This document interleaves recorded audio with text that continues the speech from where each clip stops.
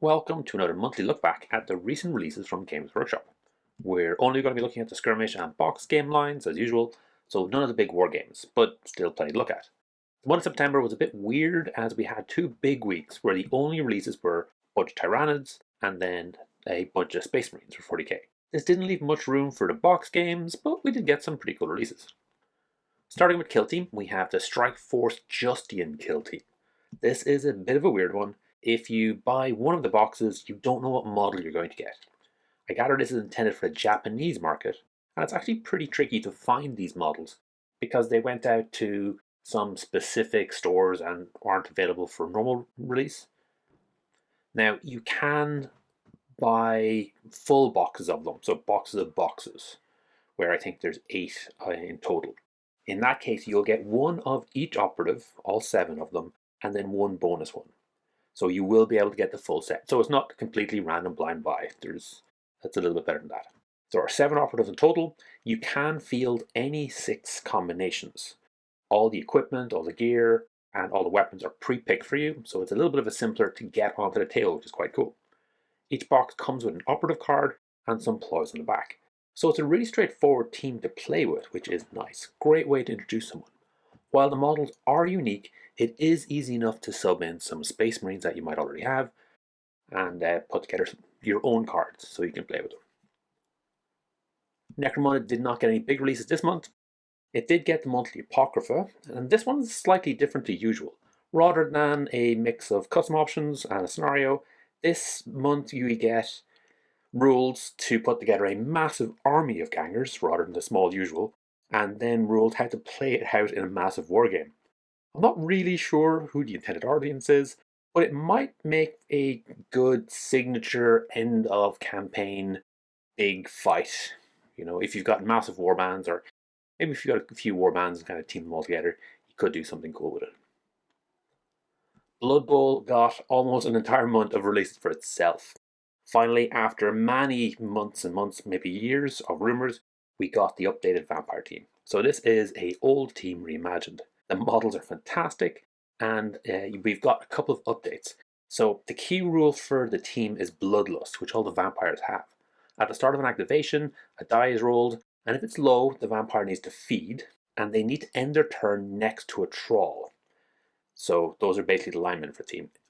Then the vampire makes an injury roll versus the troll, but there's no turnover. If the vampire doesn't end up biting a troll, then it is a turnover. So there's a bit of a balancing act. You're okay with this because the vampires have absolutely fantastic stats. They're strong, fast, and agile. In the old version, we had just one vampire profile, but this version gives a bunch of different vampire positionals, which is quite cool. So you have a Tror with 2+ passing and the pass skill, Blitzers have Juggernaut, and the runners are move 8, which is absolutely insane. Trolls, on the other hand, are kind of average human stats, but with no skills. They're really there as blood bags to feed the rest of the team. It is a very cool looking team, and as with every new team, we get a new edition of Spike, we get a new board, cards, and dice. Spike magazine is always fun, but never essential, as you get all the rules that you need in the box. The cards are not recommended. Most people don't bother with the special cards, and you're playing a lot if you just want positionals. Again, if you want some, check the description. Dice are tricky. There are some nice ones, but make sure that they are readable. The board is also a question, expensive enough for what you get, but it can be fun and thematic. However, some actively make the game worse. I seem to recall an awesome looking corn one with skulls everywhere, but it was really hard to make out the squares. This vampire one, on the other hand, does look quite good because you've got the big flagstones, so it does look like it could be a good board to play on. Along with the vampires, there were a bunch of Forge World models. On the left, we have 2 vampire special players. Captain Karina has dodge and jump up with move 7, so she's pretty good at scoring threat. Count Luther has block and sidestep, doesn't have bloodlust, which is interesting, and gets you a reroll if he scores, which is very cool. Then we have the Vargeist, which is a big one for the vampire team, so it is on the vampire roster.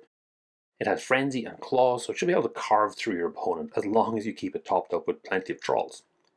Last here we have Ivan the Animal Death Shroud, an undead who has block, juggernaut, and regenerate, so he should be pretty hard to take down.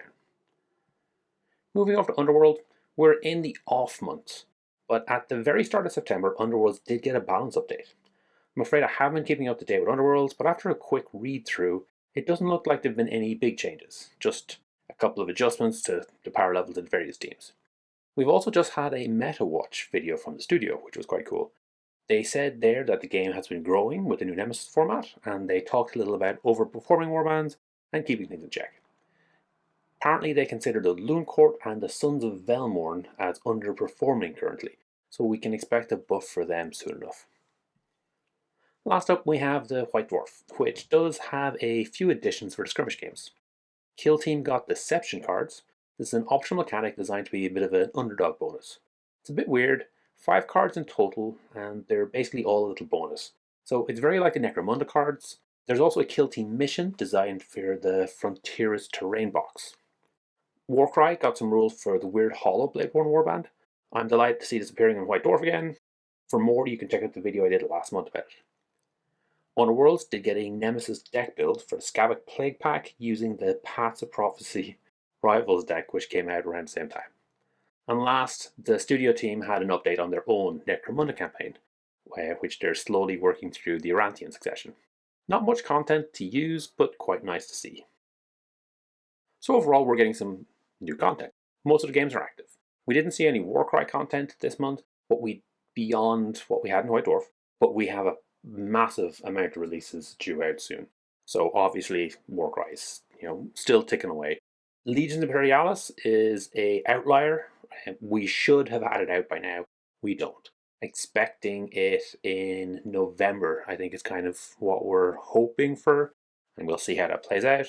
And like Necromunda and Warhammer Underworlds didn't have a lot this time around, but they will get plenty soon enough. Like they have regular content releases.